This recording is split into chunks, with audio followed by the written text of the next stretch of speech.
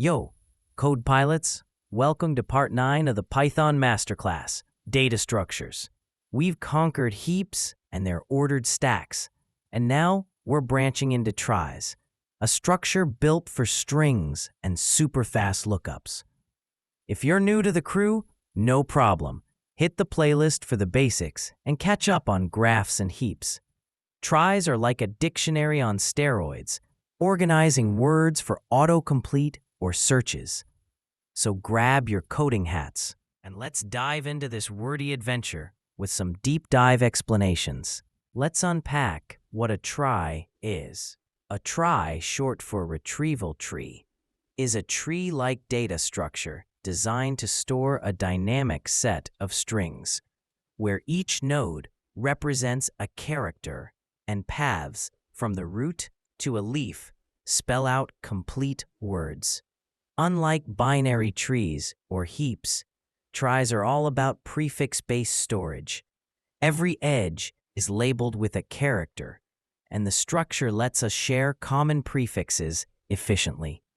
For example, words like cat and car share the C and A nodes, splitting at T or R. Each node can mark if it's the end of a word, making tries perfect for tasks like autocomplete or spell checking. We'll build a basic trie in Jupyter Notebook, exploring how it organizes strings step by step. Let's get cracking. Why are tries so cool? They're the backbone of many text-based tools. Think of Google's autocomplete. Tries suggest words as you type by quickly finding all prefixes. Spell checkers use them to flag misspelled words by checking against a dictionary stored in a trie. Even in networking, tries help route IP addresses by matching prefixes efficiently. Their magic lies in O of M time for operations like insertion or search, where M is the string length, beating hash tables for prefix queries. We'll code a trie today, focusing on adding words and searching. With a detailed breakdown of every line, let's set up and start building. Let's construct our trie. We start with a trie class, using a nested dictionary, where each node holds a dictionary of children and a flag for word endings. We initialize the root as an empty dictionary, with self.root equals empty dictionary. This is our starting point, a blank slate for all characters. The self.end underscore symbol equals star is a special marker to show when a word ends, described as star for clarity. Now, let's dive into the insert method. First, current equals self.root sets our starting node.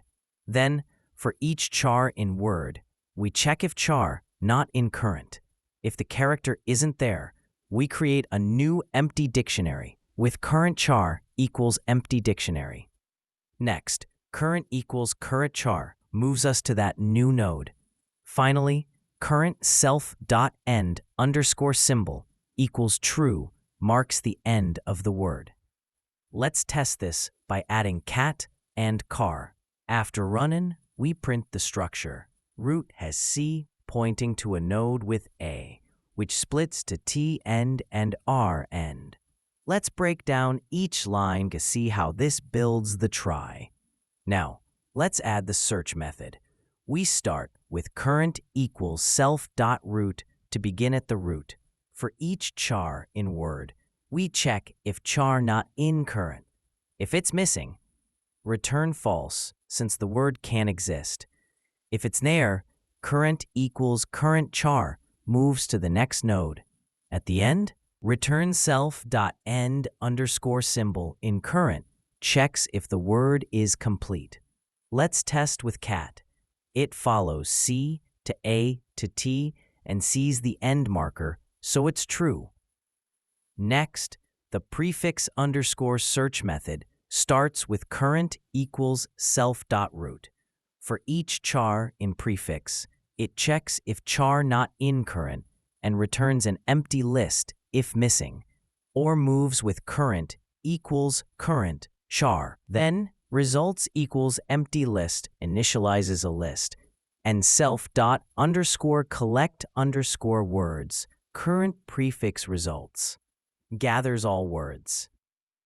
The underscore collect underscore words helper checks if self dot end underscore symbol in node to add the prefix if it's a word, and for each char in node, if char not equals self dot end underscore symbol.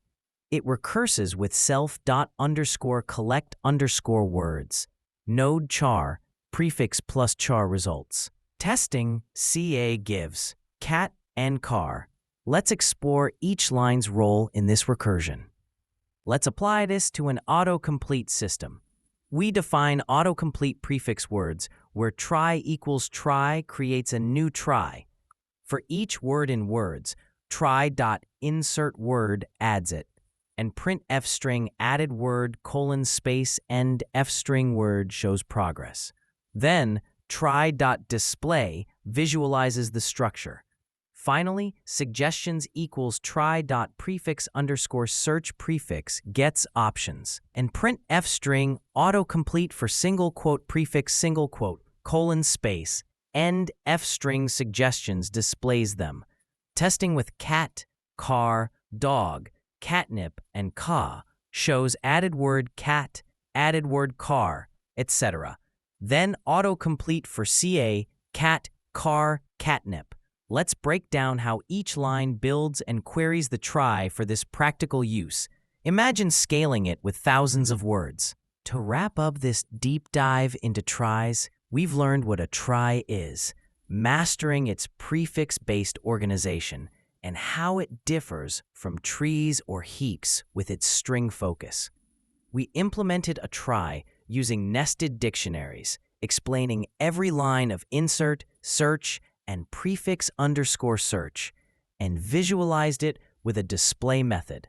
We applied it to an autocomplete system, seeing how it powers text predictions step by step. Tries shine in applications like IP routing or dictionary lookups, and Jupyter's testing helped us perfect each part.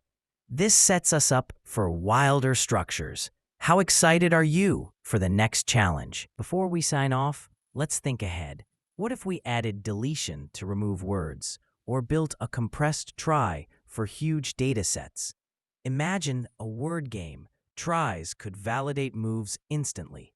We'll tackle these in future episodes, but for now, practice. Try a big word list or test prefixes. Jupyter's your lab, so experiment freely. That's it for Part 9, Code Pilots. You've mastered tries with line-by-line insights from theory to coding and beyond. Like this video, smash that subscribe button, and comment with your thoughts or topic ideas. The journey's getting epic. Next time, we'll explore more data structures. So stay tuned, keep coding, and catch you next time.